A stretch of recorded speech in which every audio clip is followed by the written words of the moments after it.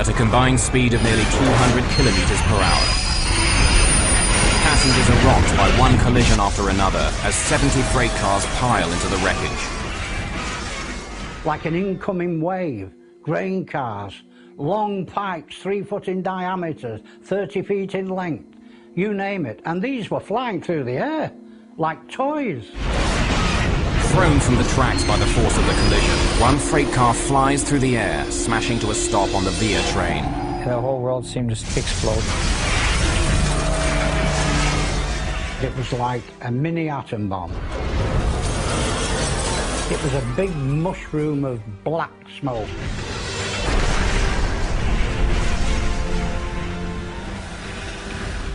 Then everything was dark. They could no longer breathe because everything was filled with smoke. Oh, I'm going to die. And the third thing that happened was I just resigned myself to that.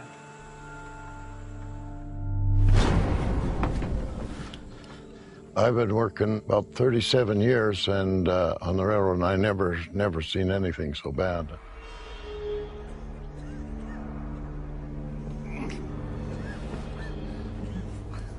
The wave of metal, grain cars, stopped just where the dome car was. If it had gone another 30 feet, it would have covered us as well. In the same car, one deck below, Martin Pedersen struggles to escape. But he can barely see what's happening in front of him. The window beside him shattered during impact, filling his eyes with broken glass.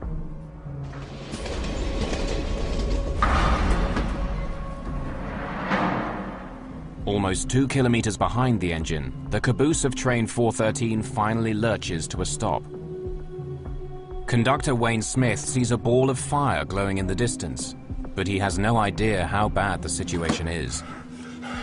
Front end 413. I think we're in the bush or we're derailed. There is a big explosion up here, and we have chemicals on the train, so stay away from it. Stay away from the dangerous goods. But all Smith gets in reply is an ominous silence. Passengers continue to struggle to escape the mangled wreck of their train as the smoke thickens. I was trained well in the Royal Marines to survive and to act spontaneously. There was a window at the back of the dome car, and it was all cracked, and I just jumped up on the seat, smashed my head through the glass roof, and shouted, "Come on, let's get out."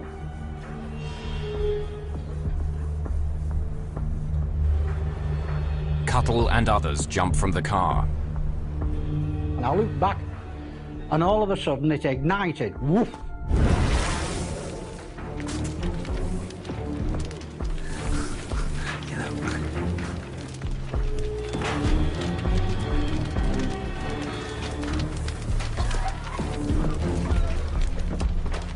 Down below in the lounge car, Martin Pedersen also manages to escape. But others aren't so lucky. Many are still trapped in the burning cars, including passenger Jamie Haight. The roof of the coach had been crunched down. I mean, I'd lost my glasses. I couldn't see, I couldn't breathe. And here it was the porter that had been behind the snack bar, had opened up this exit way, and he had vamoosed out through it, and I took off out behind it too.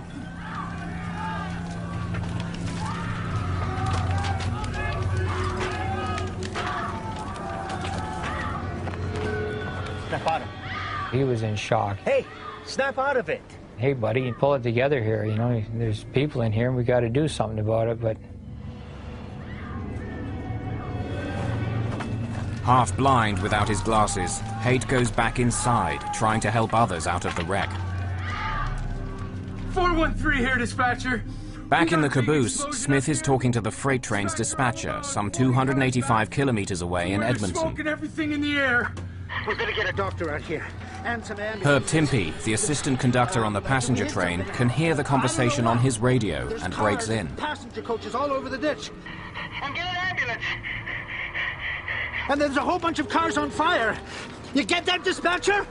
We I'm gonna walk up there and see if I can be of any assistance. What was the signal at Dalehurst when your head-in called it? Pardon me? What was that signal on that signal at Dalehurst? Well, I was calling him for the signal at Dalehurst quite a few times, but I kept calling him and there was no answer. Well, it should have been red on the panel. Well, he must have ran it then, dispatcher, because I could not get a hold of him. I tried and I tried. Okay, all right.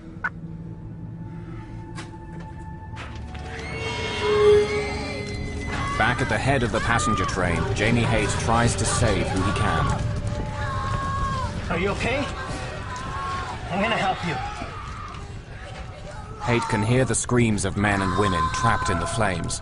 And I can hear the women that I had dinner with the night before screaming, you know, to save her baby. Haight was not able to save the mother and her child. They're out of reach under debris. That was difficult. People who were trapped and couldn't get out, screaming like you've never heard. One guy knew that his wife was trapped and he went back in and died with her.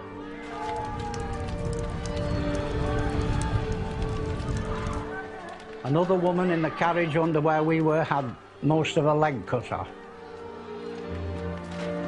James Haight courageously decides to go back inside. The fire is a scorching 660 degrees, but Haight tries to save one more life. But there was a chap right in front of me there, and it was the chap I had dinner with the night before. And all of a sudden the flames came and consumed him.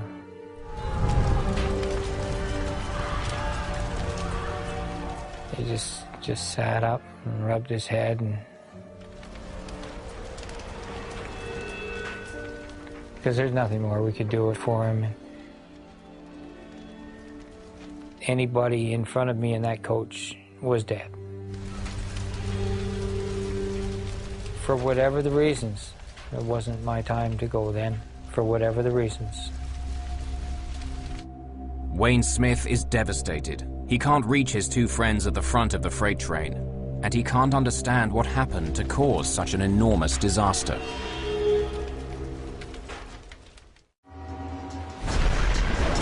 In Western Canada, a freight train has smashed head-on into a passenger train carrying more than 100 people. In the minutes after the collision, survivors are dragging themselves from the burning wreckage, while others are still trapped inside. One of the girls that had been in the car in the morning, and I looked at her and I said, "Oh, I'm sorry to tell you, He had no choice but to tell her what happened to her friend in the train. your friend was in the car here." She died, trapped in the burning debris. I felt like the worst person in the world, because I had to tell her. If I could have taken back that 1 second in time to not tell her, you know.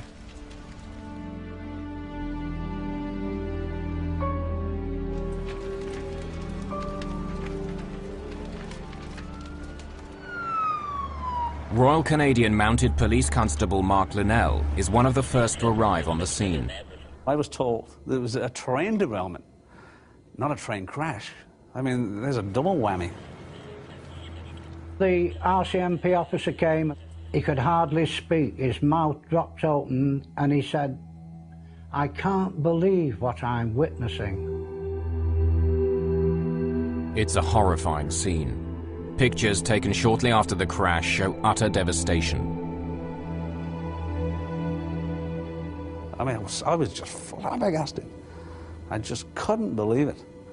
And instant. That's quite the thing to see.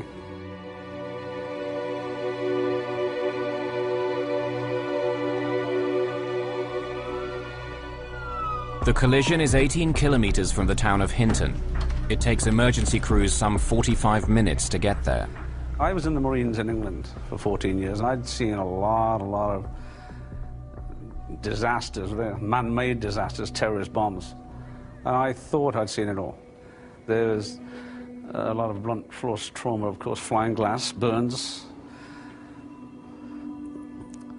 And then I saw what appeared to be two bodies in the restaurant car hugging each other. So we found out later that was a man and wife. And this was one heck of a shock. As Linnell is escorting survivors away from the site, he sees a lone man with a radio coming down the track. How's the front end doing? What's your name? Smith is about to learn that his colleagues aboard his train are dead. Like, what happened? Like, did they make contact with the... We're still under investigation, and there's not a lot I can tell you right now. Okay, so they still might be... I mean... I'm really sorry. He'd be distraught and shaken, and his train is wrecked, and all these people dead.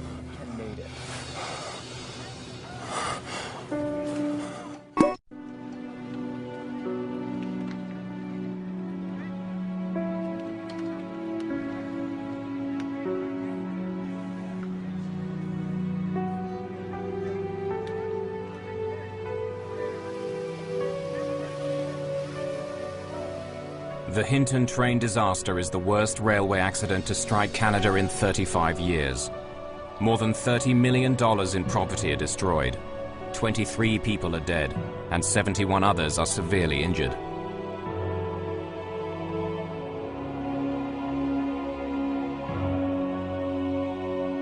Wayne Smith is the only surviving crew member of the CN train. The only man who may be able to explain how an 11 million kilo freighter plowed headfirst into an oncoming passenger train. What he knows could be critical to unraveling the cause of the disaster. 2 days after the collision, the Alberta government establishes an official commission of inquiry. And the Honourable Mr. Justice René P. Foisy leads the investigation. Judge Foisy is a justice of the Alberta Court of Appeal. It was reasonably simple. I mean, what caused the accident? But it turned out to be a lot more complicated than that, because there were no easy answers as to what caused the accident. Freight and passenger trains routinely use the same tracks without incident. What was different this time? Over the next 11 months, Foisy calls on 150 witnesses and specialists to help him find out. I think what has most surprised me is the complex procedures, the equipment, the overall complexity that we have to look at in running a railroad, and what goes on in running a railroad. While Conductor Smith recovers from the accident, Foisy gets to work. He begins by studying the signals that should have told the freight train to stop. If they weren't working, the crew on 413 may not have thought they needed to slow down. CN did a very in-depth test on the signal system, and it was determined that it was performing properly. We went further. We hired our own independent experts to test the system. The switches which operate the signal lights were frozen in position after the accident. Electrical engineer Eugene Couch was hired to read them. Perhaps a mechanical fault in the system had turned them green, telling the freight train to speed through. A fault does not give a positive green light to any situation. So if there was a fault in any controls part of the system, it would have forced everything to go to red, which meant the passenger train would have stopped and would have forced the freight train to stop. Basically, our conclusion, we felt that the system was sound and was safe.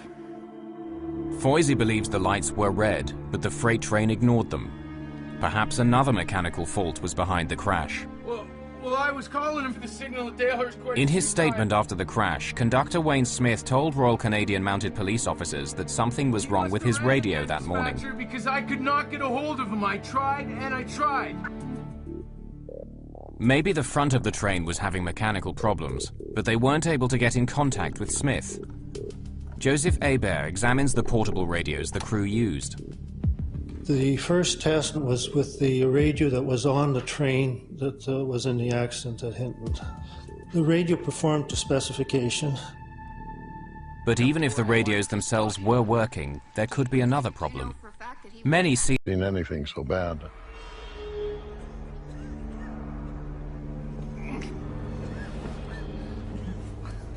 The wave of metal, grain cars, stopped just where the dome car was. If it had gone another 30 feet, it would have covered us as well. at a combined speed of nearly 200 kilometers per hour. Passengers are rocked by one collision after another as 70 freight cars pile into the wreckage. Like an incoming wave, grain cars, long pipes 3 foot in diameter, 30 feet in length, you name it. It was a big mushroom of black smoke.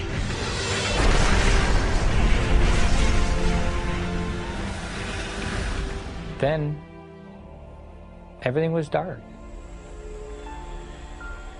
They could no longer breathe because everything was filled with smoke. Oh, I'm going to die. And the third thing that happened was I just resigned myself to that.